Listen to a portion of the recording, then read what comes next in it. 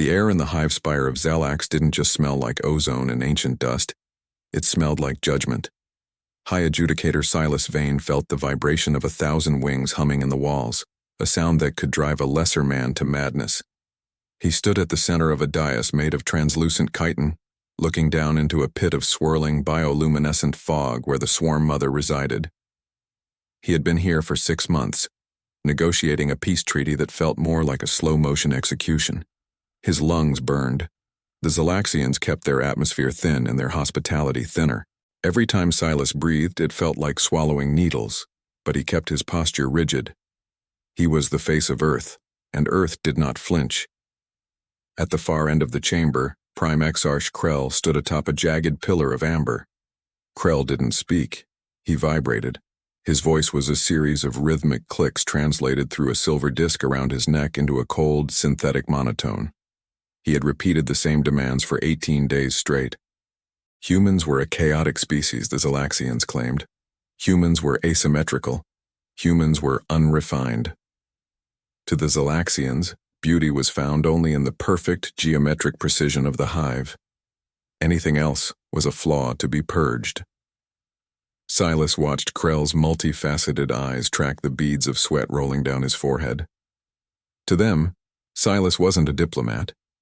He was a biological curiosity that had overstayed its welcome. Hold on. Before we get into the real stuff, I want to know, what are you doing at this exact moment while hearing my voice? I love seeing your answers down below in the comments. The tension in the room shifted suddenly. The humming in the walls died down to a low, menacing thrum. The fog in the pit began to glow a deep, royal violet. This wasn't part of the schedule. Silas felt the hair on his arm stand up. The Swarm Mother, the Empress of 10,000 worlds, was rising. She rarely spoke to lesser biologicals. Her massive iridescent form emerged from the mist, her many eyes fixing on Silas with a terrifying intensity. She didn't use the translator disc. Her voice echoed directly into Silas's mind, a psychic weight that made his knees buckle. "Human," she whispered, the sound like silk tearing. "We have studied your records, your art, your wars. You are a species obsessed with the visual. You seek attraction in the most illogical places." She leaned closer, her mandibles twitching in what Silas realized was a mockery of a smile. "Tell me, Silas Vane of Earth, who do you think is sexy? What among your kind could possibly compare to the perfection of the Zalaxian form?" The question was a trap. If he answered humans, he insulted her. If he lied and said the Zalax, she would smell the falsehood in his pheromones. The silence stretched, heavy and dangerous. Silas looked at the Empress, then at the cold, sterile perfection of the hive around him. He realized in that moment that the peace treaty wasn't failing because of politics. It was failing because they didn't understand what it meant to be alive. He cleared his throat, his voice steady despite the psychic pressure. "You want to know what I find beautiful, Your Majesty?" Silas asked. "The answer isn't a person, and it's certainly not a geometric shape." The Empress tilted her head, her wings shimmering with a sudden predatory curiosity. The entire court held its collective breath.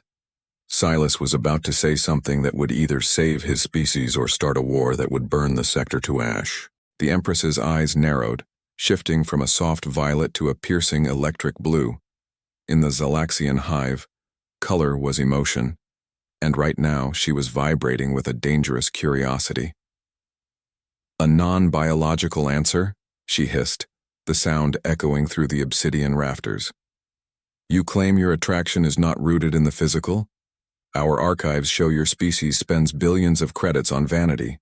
You decorate your shells, you paint your faces. Do not lie to the swarm, human." Silas took a deliberate step forward. The floor beneath his boots was polished to such a lethal shine that he could see his own haggard reflection. A tired man in a rumpled suit, looking small against the gargantuan, chitinous majesty of the alien court. He looked the Empress directly in her primary eyes, a move that would have gotten a lesser diplomat executed for insolence. "Vanity is a shadow, Your Majesty," Silas said, his voice gaining a gravelly resonance. "But beauty is a scar." A ripple of agitated clicks rose from the surrounding balconies. To the Zalaxians, a scar was a failure of biology, a jagged asymmetrical error that should have been smoothed over by the Hive's genetic weavers. Primex Arch Krell's wings buzzed in a sharp, discordant rhythm. A scar is a defect, Vane, the translator disc chimed. It is the mark of a broken thing. Are you telling the Empress that humans find broken things attractive?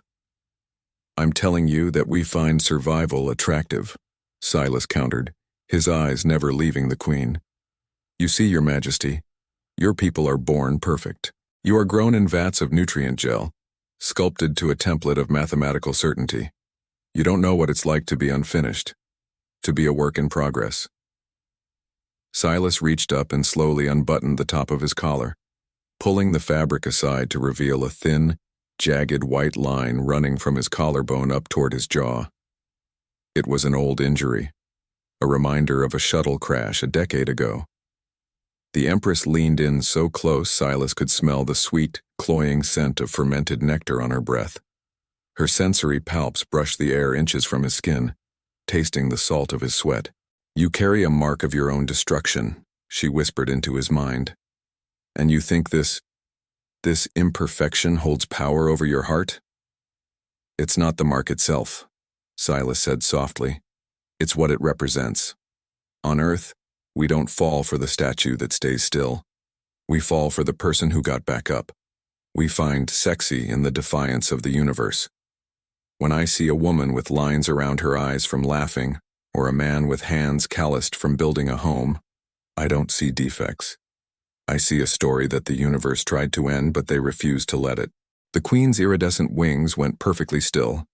This was a concept her hive mind struggled to process. In her world, if a unit was damaged, it was recycled. The idea that a flaw could increase value was a logical paradox. She looked at Silas, then at the sprawling, sterile perfection of her throne room. For the first time in 6 months, the air in the chamber felt heavy with something other than tension. It felt like doubt. You speak of stories, the Empress said, her voice dropping to a low, rhythmic hum. But stories are for the weak who cannot control their reality. We Zalaxians control everything. Our beauty is eternal. She gestured to the shimmering, translucent walls of the spire. Look upon this perfection, human. Does it not make your heart race more than a jagged line on a piece of skin? Silas smiled, a small, sad expression that confused the Queen even further. It's impressive, Your Majesty, it truly is, but it's also dead. There's no risk here, and without risk, there is no spark. He paused, letting the silence hang. You asked who I think is sexy. The answer is anyone who has the courage to be vulnerable in a galaxy that wants to crush them. I think the most beautiful thing on my planet is the one thing you've spent 10,000 years trying to evolve away from. The Empress's wings suddenly flared to their full, terrifying span, casting a massive shadow over Silas. The violet glow in the room turned a deep blood red. You dare suggest our evolution is a regression? She roared psychically, the force of it making Silas's ears bleed. You suggest that our lack of scars makes us repulsive to you? Silas stood his ground as the guards leveled their plasma pikes at his chest. He knew he was one word away from being vaporized. The blood-red light pulsing from the Empress's wings felt like a physical heat against Silas's skin. The guards' plasma pikes hummed with an ionized charge, the tips glowing like miniature suns just inches from his throat. Primex Arch Krell let out a screeching series of clicks that translated into a harsh metallic bark. Blasphemy! To call the divine symmetry repulsive is to call for the extinction of your star system, human. Silas felt the metallic tang of blood in his mouth. He didn't look at the pikes. He didn't look at Krell. He kept his gaze locked on the Empress, whose many eyes were dilating and contracting in a chaotic rhythm. She was vibrating at a frequency that made the very air shimmer. I didn't say repulsive, Silas said, his voice straining against the psychic pressure. I said static. There is no movement in perfection, Your Majesty. There is no hunger. There is no yearning. The Empress tilted her massive, crested head. The blood-red glow faded slightly, replaced by a flickering, uncertain amber. Yearning, she echoed, the word sounding foreign and jagged in his mind. We are the Zalax. We possess all. We are the peak of biological achievement. Why would we yearn? Because that's where the heat is, Silas replied, taking a slow, daring breath. On Earth, we find attraction in the chase, in the unknown, in the way a person looks when they're reaching for something they haven't quite reached yet. Your hive is a masterpiece of answers, but humans, we are a species made of questions, and there is nothing sexier than a question that demands an answer. He looked around the cold, silent hall. Every Zalaxian stood in their assigned place, moving only when commanded, breathing in perfect unison. It was a ballet of ghosts. You ask me who I think is sexy, Silas continued, his voice dropping to a low, intimate register. I think of a woman I knew back on the lunar colonies. She was a terraformer. Her skin was stained with iron dust that no shower could ever fully remove. Her hair was hacked short because long locks are a hazard in a vacuum suit. She was exhausted, grumpy, and smelled like recycled oxygen and grease. The Empress's mandibles drifted open. And this dirty, tired creature, she was your peak. She was radiant, Silas whispered. Because every time she looked at the barren gray rock of the moon, she saw a forest.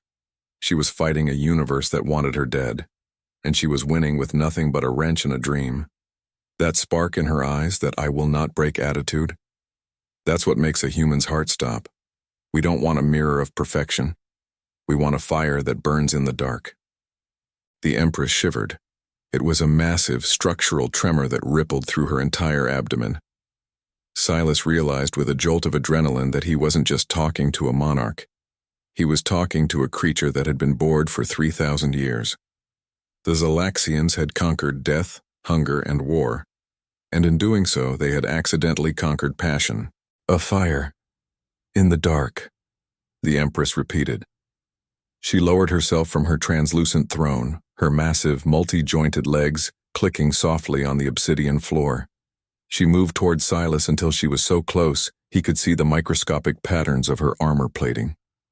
She reached out a delicate clawed manipulator and touched the scar on his neck. Her touch was cold, but her psychic presence was a roaring furnace. You tell me of terraformers and scars, she hissed, her eyes turning a deep, swirling gold.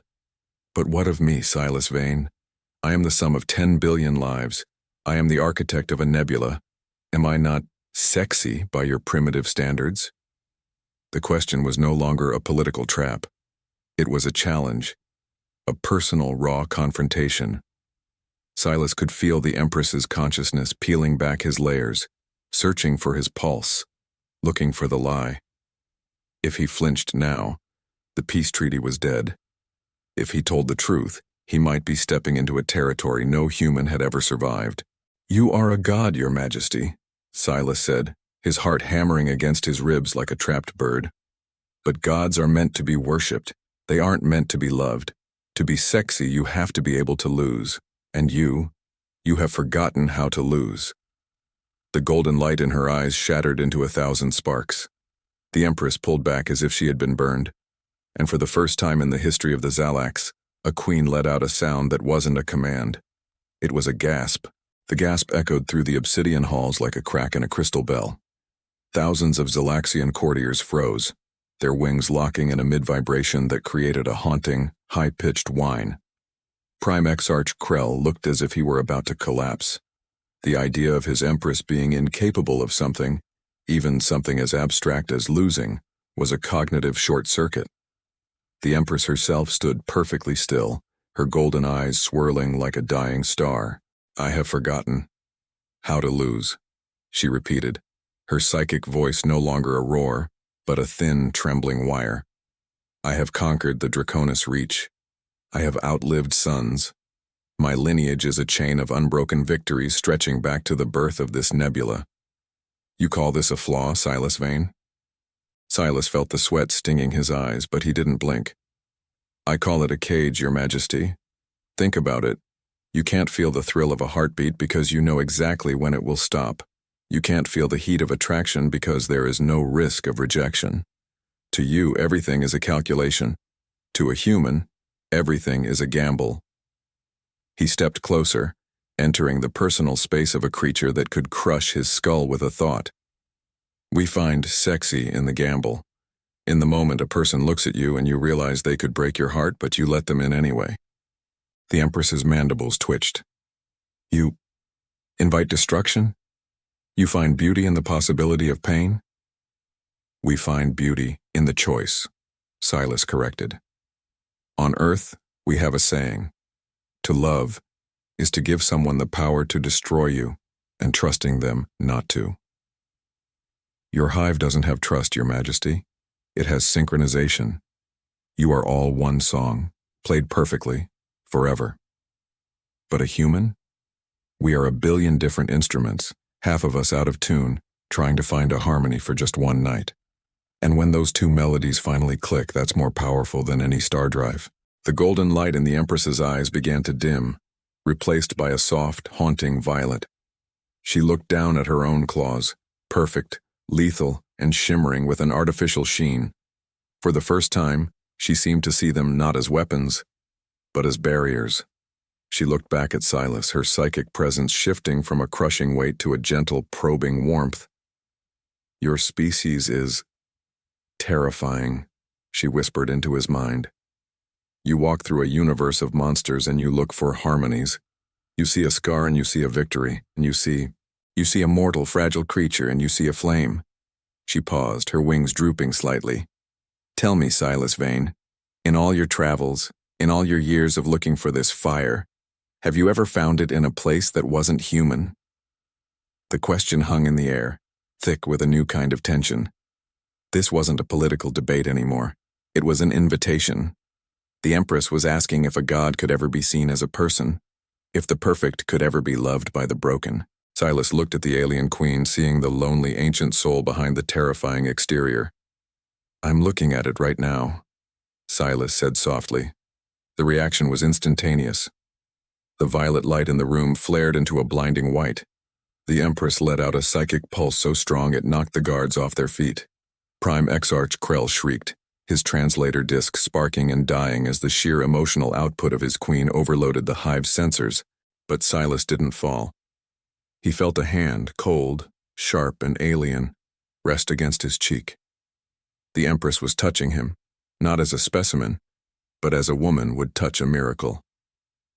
Then show me, she commanded, her voice vibrating through his very bones. Show me the gamble, human. Show me how a soul can burn without consuming itself. The touch of the Empress was unlike anything Silas had ever felt. It wasn't the cold press of chitin. It was a rhythmic, pulsing heat that seemed to synchronize with his own heartbeat. In that moment, the entire hive spire went silent. The thousands of Zalaxian drones above them ceased their buzzing. The amber lights dimmed. It was as if the collective consciousness of an entire star system had just held its breath, waiting for the human to fail.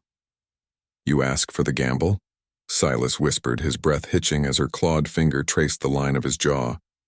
The gamble starts the moment you stop being an empress and start being you. Not the hive, not the swarm, just the soul behind those eyes. The Empress's wings gave a violent, spasmodic shudder. I am the hive, she protested, though her psychic voice was cracking like parched earth. To be me is to be disconnected, to be alone.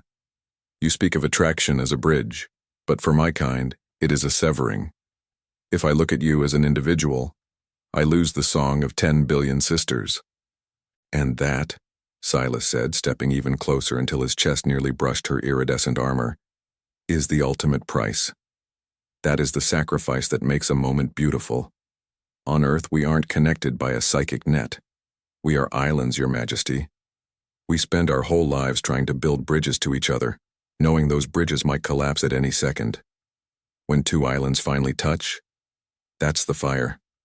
That's what we call sexy. It's the bravery of a lonely soul saying, I see you. The Empress's primary eyes dilated so wide they became pools of liquid starlight. The air around them began to ionize, smelling of burnt sugar and lightning. She was vibrating so intensely that the podium Silas had stood at for 6 months began to crack. She was experiencing yearning for the first time in an eon, and it was tearing her hive mind apart. "You are intoxicatingly dangerous," she hissed, her mandibles inches from his face. "You come into my house, you mock my perfection, and then you offer me a loneliness that feels like life." She turned her head, looking at Prime Exarch Krell, who was frozen in a state of biological shock. "Krell, leave us. Clear the spire. Extinguish the hive light." A wave of panicked clicks erupted. Krell's wings blurred in protest. "Excellency, the protocols, the diplomatic safety, the humans' pheromones are distorting your—" "Leave." The Empress's psychic command was a physical blow that sent Krell tumbling back into the fog. The guards retreated, their pikes dragging on the floor as they fled the radiating heat of her shifting mood. Within seconds, the great hall of Zalax was empty, save for one man and one god. The bioluminescent moss on the walls faded to a deep, bruised indigo. The only light left was the shimmering glow of the Empress's wings and the faint rhythmic spark of the translator disc. "Now," she whispered, her voice dropping into a register so low it vibrated in Silas's marrow. "The guards are gone. The song of the hive is a distant murmur. I am an island. Tell me, Silas Vane, now that I am broken, what do you see?" Silas looked at her. Really looked at her.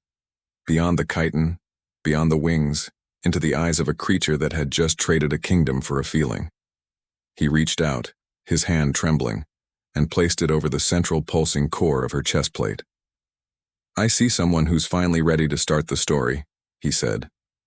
But as he spoke, a low, ominous alarm began to resonate through the floorboards. The hive didn't like being silenced. The perfect society was about to react to its queen's imperfection in the only way it knew how, with a purge. The floor didn't just vibrate, it shrieked. A deep, mechanical groan tore through the obsidian foundations of the spire as the automated security protocols of the hive mind detected a deviation. The Empress stiffened, her wings snapping shut like a fan. The violet glow in her eyes flickered, replaced by a cold, systemic white. The collective consciousness she had just tried to mute was screaming back, trying to reclaim its queen. "They are coming," she whispered. And for the first time, Silas heard something human in her voice. Fear. "The subprocessors. They see my heart rate. They see the lack of synchronization. To the hive, Silas, a queen who feels is a queen who is malfunctioning. They will reboot the chamber. They will vent the atmosphere to purge the anomaly." Silas didn't pull his hand away from her chest plate.